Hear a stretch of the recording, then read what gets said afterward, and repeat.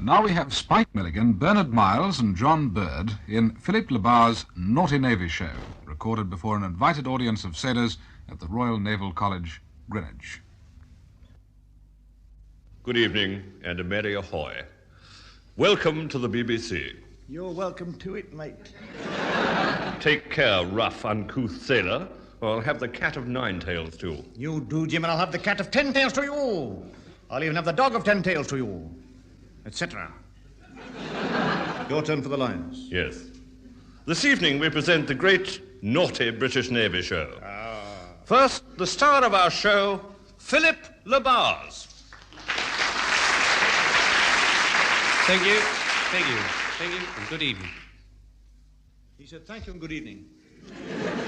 Right, well, we start the show with a Navy quiz. Yes. And in the studio, we have a panel of brilliant naval men. On my left, we have... Ex-leading bosun Godfrey Arden, sir. And tell me, Mr. ex-leading bosun Godfrey Arden, how long were you in the Navy? 5'9", sir. It was a very hard day. It was a very long time. Yes, I know another bloke who was in it for over 6'3" years. You served under Vice Admiral Sir Tom Links. No, not under, sir, alongside.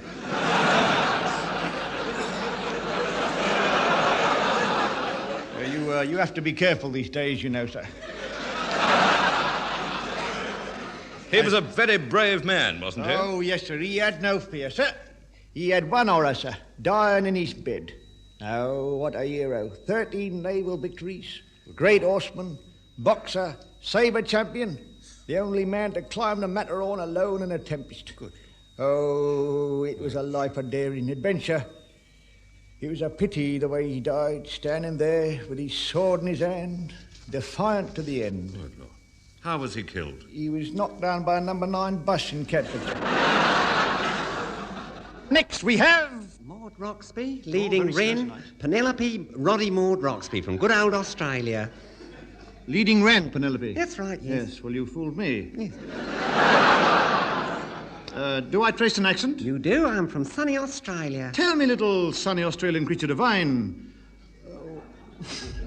Yes? What did you join the Navy for? I have my reasons. Yes, I suppose.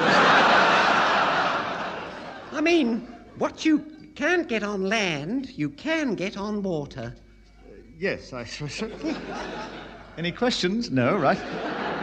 Now, tell me, little steaming, pulsating Australian chick, why did you join the silent service? Well, after the death of my third husband, my first husband was Lumberjack, and he was killed when a tree fell on him. Oh. Then my second husband, Harry Pricker, he was asleep in a field, and a tree fell on him. Coincidence? Yes. And then my third husband... Don't tell me a tree fell on him. Oh, no. He died peacefully in bed. What of? A tree fell on him. Oh, I did miss him. Yes, but the tree didn't, apparently. Hey! I cried all the way back from the funeral. Oh, dear. Then I went home and watched Your Life in Their Hands to cheer myself up. Yes. Dear old Eileen, I miss him. Eileen? But that's a woman. Yes, but I never told him. I'm sure under that rugged exterior lies a heart of stone in the kidneys. Now just stand on this railway line and wait for the next death. And now, finally, we have Captain Frankly Dull, R.N.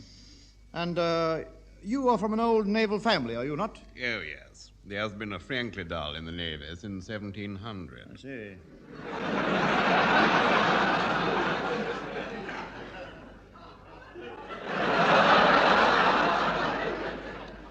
He must be getting on now. And finally, in our panel of naval experts, Commander Daniel Orange, who comes from a long line of, wait for it, naval oranges.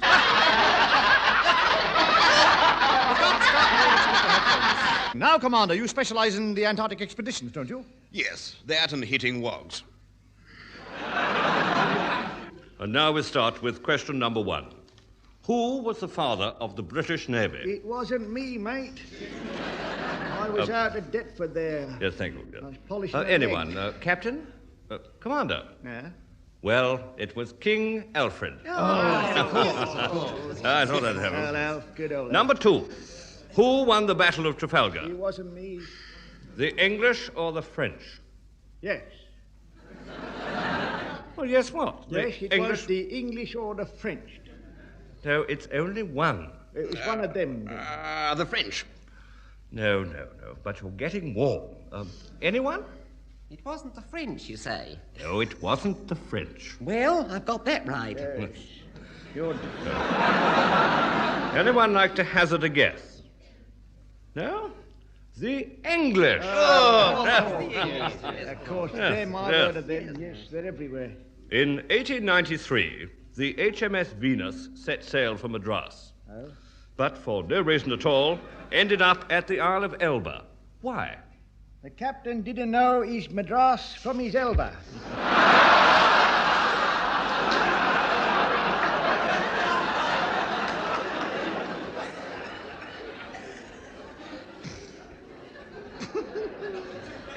Correct. And you win this ticket for a free burial at sea. Don't bury me at sea, sir. I can't swim.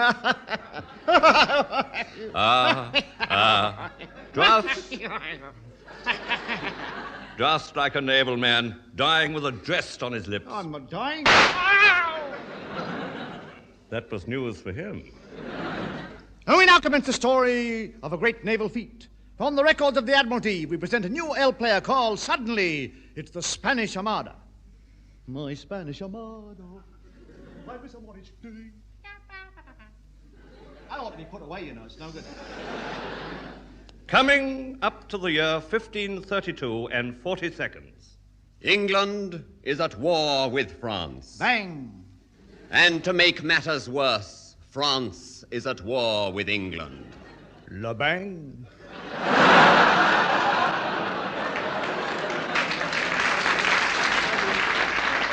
At that time, the King of England was Queen Elizabeth II.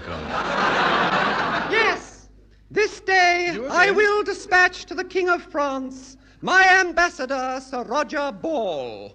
Sir Roger Ball presented himself at Le French court. French accent, yes. I'll do that again. Yes, Sir Roger Ball presented himself at Le French court, showed his credentials, and was immediately thrown in le prison. Sir Roger Ball in prison? Yes. Write to the King of France and say, please, can we have our ball back?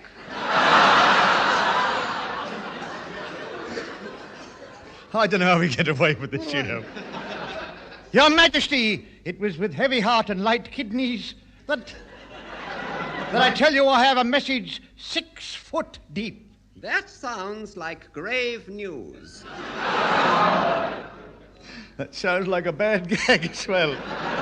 Sir Roger Ball has been forced to kneel and eat garlic till he pongs. Pong, ping, pong, ping, pong. Game, set, and match to Queen Elizabeth II, 3rd and 4th. Right, say, look here. As from now, England is at war with France. Whatever became of Sandy Wilson? I don't know.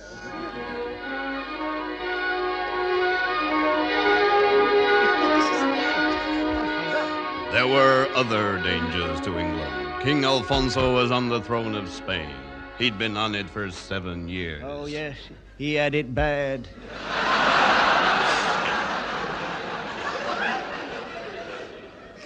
Laughter at the back and giggles in the front. My name is Fred Groins of Portsmouth. At the age of 2, I ran away to become 3. I became a powder monkey in a Turkish bath. You might say I started at the bottom. I served under a 100-gun man-of-war, woman of peace and a child of 6, a fine ship with a slight tendency to sink. We were in terror of the Spanish, but we singed the King of Spain's beard and gave him a shampoo and set. When we sailed to Panama I'll say that again. When we sailed to Panama, I jumped ship. Well, nobody's perfect. And I mingled with the pirates in the Golden Cock Inn. Mingle. They do say as how Long John Silver is in town. Oh, is that what they do say is how? That's what they do say as how. What are you saying now, sir? and there stood Long John, in his hand a smoking sabre. Hearty laughter, shouts of good old yar. Now listen to me, lads. I need a crew of real naughty sailors. We'll sail the Spanish Main, the English Main, and the Water Main. There be treasure ships, and I promise you all a sack of them chocolate coins with a gold paper wrapping. Who says I? Right, drinks. You, barman. You, my lord? What do you got to drink? Nothing. Gonna buy me one? Aha, Joker. Who serves drinks here? Me, my lord. Mimi, Lord? You're an ugly-looking girl, Mimi. I'm not a girl. I just dressed like this to attract the customers. Don't believe him, Long John. He's a girl. Oh, he's a boy. He's a girl. He's a boy. Make up your minds. I want to go somewhere in a minute. Now then, what do you fellas want to drink? I'll have a rum and pronto. There's no pronto, only soda. I like you, lad. Yeah, get away from me, you naughty sailor. How would you like to do a tour of duty as a cabin boy aboard my ship? How long would you want me? About 5'9". 3 cheers for Long John. Hip, hip. Hip, hip. Hip, hip. Oh, he's not as popular as he used to be. Listen to me, hearties. It's a man's life in a pirate lugger with the French bloaters a sting in your face and a kick of the scuppers in your hand. Aha! 'Tis a man's life, I tell you. A man's life, I tell you. Robert Newton done it much better. No, you can't. Aha! Come, lads, join me in a rough sailor song. I hope you know it now, Long John. When I have a brand new hairdo, with me eyelashes all in curl, I float as the clouds on the air do. I enjoy being a girl. When men say I'm cute and funny, and my teeth aren't teeth but pearl, I just lap it up like old honey. I enjoy being a girl. I enjoy being a girl. No. And now a naughty song from our friend John Foreman.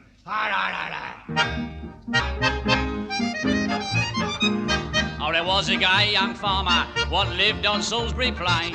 He loved a farmer's daughter dear and she loved him again. But the night was so distressed that they should sweethearts be. He had the farmer pressed and he sent him off to sea, singing, Rule Britannia, Britannia, roll the waves, for Britons never, never, never shall be. Marry I and to a mermaid at the bottom of the deep blue sea. Offers in the broad Atlantic, midst the equally noxious gales, that the young fellow sail overboard among the sharks and whales. Well, he sunk right down to the bottom, so quickly down went he. He was out of sight like a streak of light at the bottom of the deep blue sea, singing, Rule Britannia, Britannia, roll the waves, and Britons never, never, never shall be. Marry I yet to a mermaid at the bottom of the deep blue sea. She raised herself on a beautiful tail and she gave him a soft wet hand. She says, I've long been waiting for you, my dear, now welcome safe to land. Go back to your messmates for the last time and tell them straight from me. Now you're married or yet to an mermaid at the bottom of the deep blue sea, singing, Rule Britannia, Britannia, roll the waves. Britons never, never, never shall be. Marry or yet to a mermaid at the bottom of the deep blue sea. Well, we sent a boat to look for him, expecting to find his corpse. When he come to the top with a bang and a shout and an all sepulchral voice, oh, me comrades and me messmates, oh, do not weep for me. For I'm married to a mermaid at the bottom of the deep blue sea, singing, Rule Britannia, Britannia, roll the waves, for Britons never, never, never shall be. Married to a mermaid at the bottom of the deep blue sea.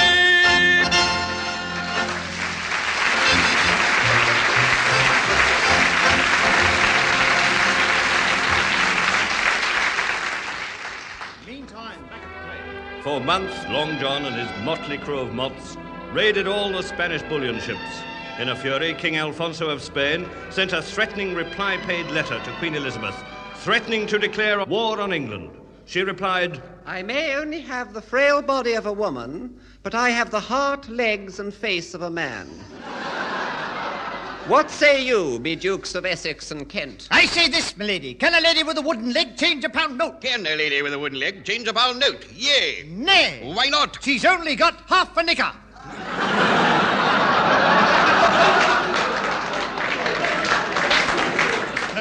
Wait till the silver collection. What? Those are wise words. Oh, really? Yes, they are.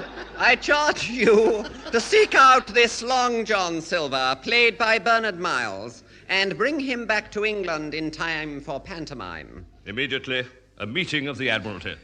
Murmur. He hasn't got much of a part, has he?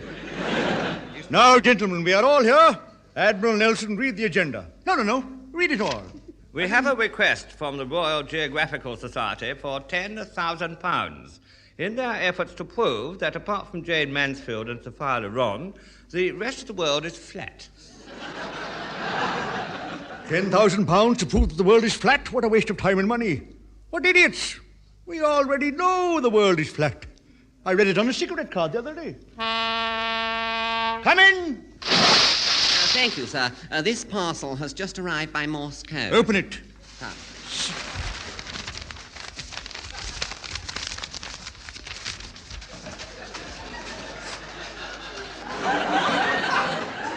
Save the brown paper. We'll sell it to the army for tanks.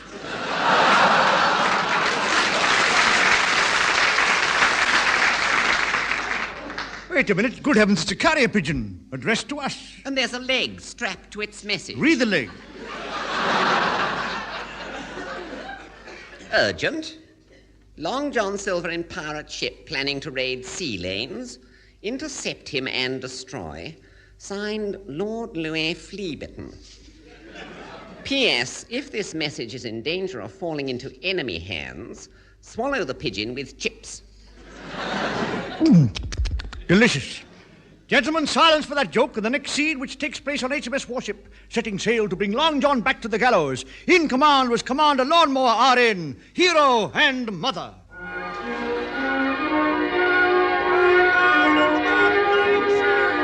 Mr. Coxswain! Aye, sir. What course are we on? Prunes and custard, sir. Stand by for heavy wind.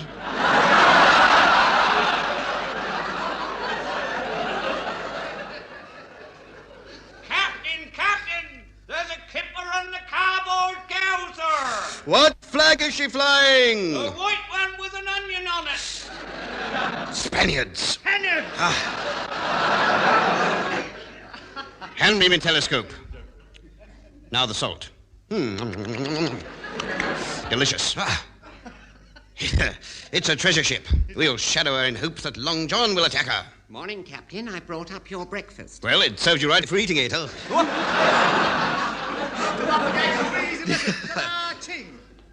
Mr. Cox, tell all the officers to meet me in the wardrobe on page 9. Will you be long, sir? About 5 feet 11 inches. The wardrobe. Gentlemen, you all know why I've called this meeting. No. Oh, well, don't worry, I'll think of something. Let's start with I Spy. Jolly good. I've always liked that. I spy with my little eye something beginning with P. Porthole. Oh, is there a P in porthole? In my cabin there is. Cuckoo, cuckoo, cuckoo. Gentlemen, it's 2 cuckoos past it. Time to open the scene orders. Mr. Cox. Yes. Oh, good God. Oh, good God. Oh. Keep going, we're under time. Napoleon has proclaimed himself Emperor of France and Josephine. Oh, Mother. Snow on high ground, rain in places. Good, we must prepare the ship for action! Aye, aye. Ear, nose and throat specialist, sir.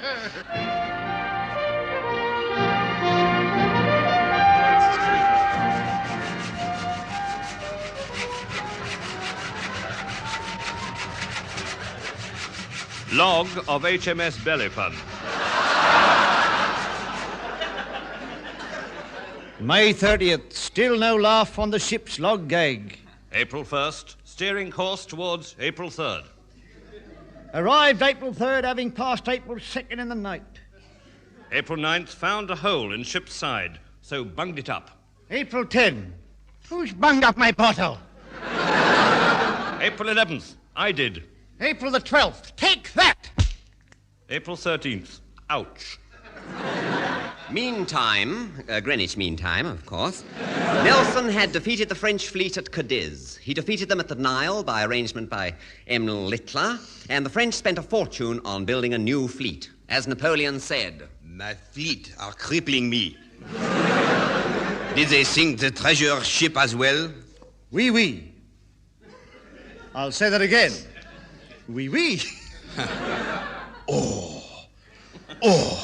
How many francs did we lose? 7 francs, 3 Jims, 8 Derricks, and 1 Fred. Oh, where is the rest of the French fleet? You had it in your bash last night, Emperor. It's no good. We will never beat the English at sea. No? We'll attack them on the land. I know just the place to beat them. Waterloo. What platform?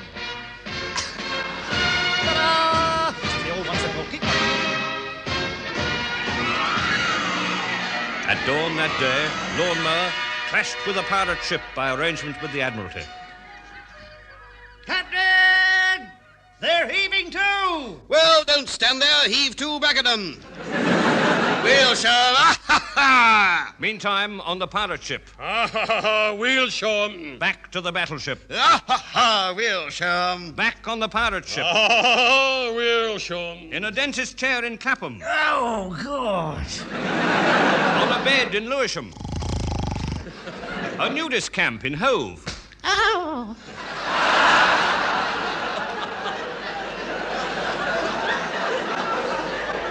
Finding out what you like late in the program. We rejoin the Navy.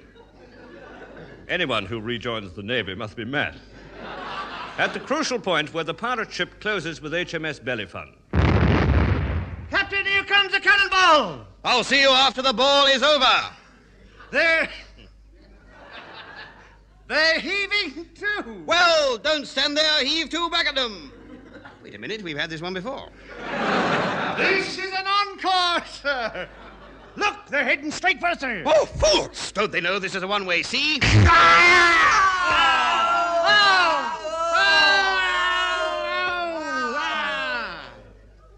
Anybody hurt? Captain Lawnmower, I'm calling on you to surrender. You'll have to make an appointment. Meantime, I call on you on behalf of Queen Elizabeth to lay down your arms, legs, teeth, and surrender your ship. If you do, you will get a fair trial and a fair hanging. Give us a year to think it over.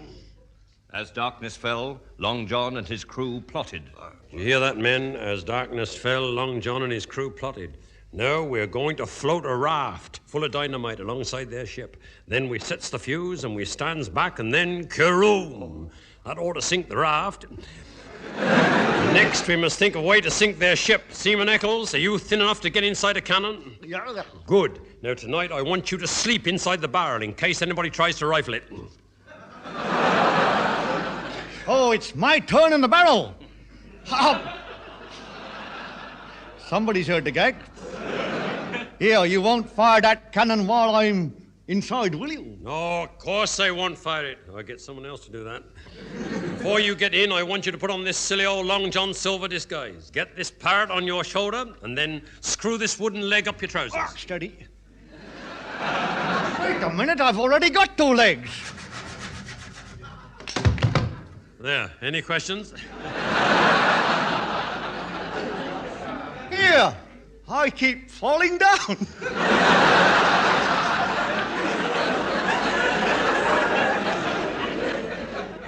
At dawn, a lone cannon on the pirate ship went bang. Quite loud. Seconds later, a smoking wreck landed in the sea near HMS Bellefonte. Good Lord. It's Long John Silver. He's given himself up. No, I'm not Long John Silver. I'm Cabin Boy Eccles. I've got some broken glass to prove it. A likely story. I tell you, this wooden leg isn't false. It's real. Bosun, you say you found this man in the sea disguised as a drowning man. All right. You found this man in the sea disguised as a drowning man. Ta. All right. Search him.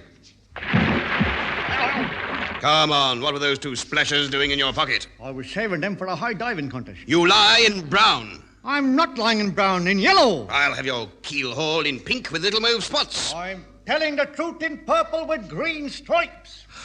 What you are hearing is the new miracle of coloured sound radio. Another BBC first in pale blue. Go on now. Tell us who you are, or I'll... If I tell him I'm on the pirate ship, he'll have me hung from the yardarm. All right, I'll tell you who I am. I'm Mrs. Gladys Ricks of Lewisham. You look like a man. Ah, but I was in the water a long time. How long? Oh, about 5'9".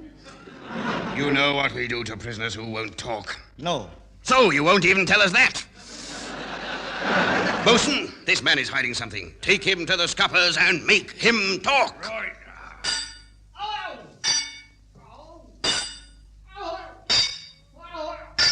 All night long Eccles was beaten lightly with an iron bar and given 300 lashes on his wallet. Oh, Captain, I given him 300 lashes with the cat. How is he? He's all right, but the cat's right off its milk. But did he talk? Ah. What did he say? Oops, ow, oop, ah, help. Did you get him to sign it? She signed it. Queen Elizabeth I of England. Queen Elizabeth? Oh, Your Majesty, I'm sorry, Your Majesty. I thought you were another man. I didn't expect you to be so good-looking, but will you forgive me? I'll think about it, my subject. First thing I want you to do is to write out a certificate of forgiveness for Eccles, which I will sign. Very good. There, Your Majesty. There. Signed. Queen Elizabeth I. Good. Now I tell you who I am. I am, in fact, Eccles. Arrest him! You can't. Why not? I have here a certificate of forgiveness, and it's signed by the Queen. Oh. Now, let me see. Gad, he's right. It's signed by the Queen. I'm sorry we suspected you. Shall we But done? meantime, on page 20, first-class pirate Long John had been captured, complete with one real leg. It's a murmur running around the court. Silence in court, silence in court. The court will rise and then come down again. Now then, Long John, you are accused of piracy on the high seas and the low B-flats. Have you anything to say? Yes. Anything else? No. Good. Let the persecution for the crown commence. Call the first witness! Call the first witness. Captain Lawnmower, here are 50 photographs of Long John Silver. I want you to identify which one is him. He's the one with the real leg. That's a lie. Those pictures are of my father, Long John Saliva. I'm the spitting image of him. Long John, you are a liar, a cheat, and a thief. I know. It's the only way you can enjoy yourself these days. Members of the jury, have you come to a decision? Yes, we are tired and we want to go home. Did you hear that, Long John? I sentence you to be tired and you want to go home. Have you anything to say? Yes. What is the payoff? It looks good, it tastes good, and by golly, it does you good.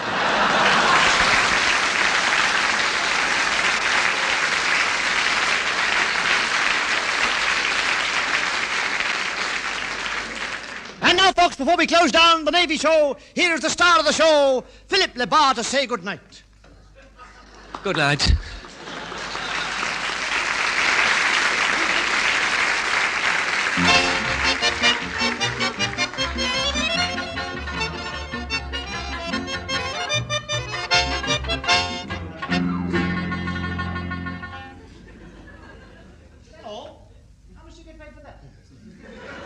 Waste of time. Any questions? Right, the ship sails at midnight.